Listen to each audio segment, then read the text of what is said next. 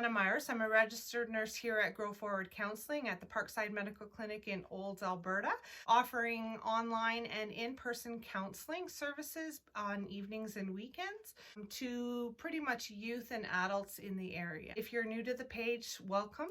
I did post anxiety disorders all week, every day at lunch hour. If you're missing any of the anxiety disorders, just head back to the Facebook page and you'll find them there. I was going to do a Q&A at the end of the week, which I did gather a few questions through the inbox, which thank you everyone for your comments and likes and shares all week. I've appreciated that. For clients who do come in, a lot of the times anxiety tends to be one of the number one disorders that we tend to see at counseling. It's not the only thing that I tend to work on, but it is one of the things that often comes up most of the time. So I do tend to see clients and meeting them at where they're at, whether it be with self-esteem, self-confidence, some grief work.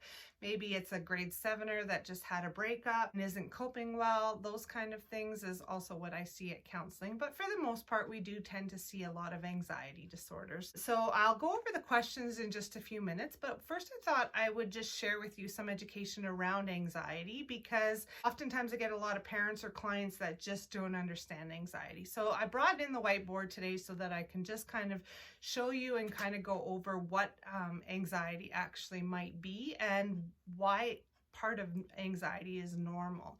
So if you can imagine that this is Caveman, and I don't have artistic skills, just FYI. Caveman had a brain. He had muscles on his body. He had a heart. He had lungs, and he had a stomach. Caveman goes out to hunt,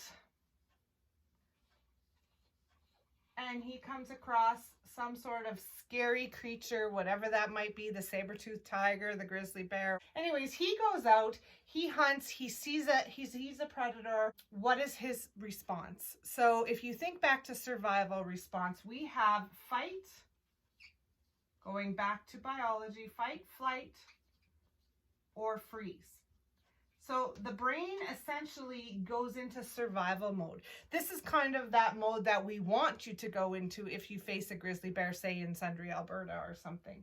We want you to go into fight, flight, or freeze, all to protect your life, correct? So the physiological part of what happens during this survival response is that the brain activates the heart. So it tells the heart rate to speed up. It activates the lungs, and it tells the lungs to speed up. It activates the muscles, and it tells the muscles to tense up, all in preparation for fight, flight, or freeze. Now, when you think of the stomach, for example, you don't necessarily have to stop and go, oh, I'm hungry during a survival. When you see a grizzly bear, you're not thinking, oh gosh, I'm really hungry. Your stomach kind of clamps down and shuts down too. So now let's imagine Caveman goes home, he gets some rest, he sleeps, his heart rate comes down, his breathing comes down, etc. That's what we call a real alarm. So a real alarm is actually a bear or a break-in, someone breaking in your home, those kind of things. Those are actual threats. So that is where we want the survival part of your brain to be activated into fight, flight, or freeze. Fight can look like an argument. Flight can look like running away or leaving or saying, I'm out of here. Freeze is I could shut down and cry.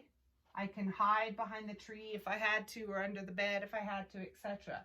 So fight, flight, or freeze is exactly what you need. It is very unethical for me to disarm your child or you as a client of this survival activation in your brain. So that's not what we're trying to do here. What we're trying to do in counseling is decipher between a real alarm versus what we call a false alarm. Now, those false alarms could simply look like a test. Going into a test, an adolescent might immediately go into survival mode in the sense of that they actually forgot all the information. They might have gone into freeze mode and simply just shut down. Lots of kids with struggles in school might say, screw it, I'm out of here, and away they go.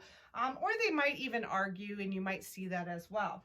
So what we do know in counseling is what my job is to determine why your body's reacting into fight, flight, or freeze in false alarms. So for example, in social anxiety, people will shut down or go or avoid in that flight when they come into social settings. Somebody who is got generalized anxiety, that worry about weather patterns, or they worry about their bills and things like that with high excess anxiety, might actually shut down, or they might simply just avoid, or it might cause some arguments. So really, anxiety is something that is normal, and it's something that we don't want to take away.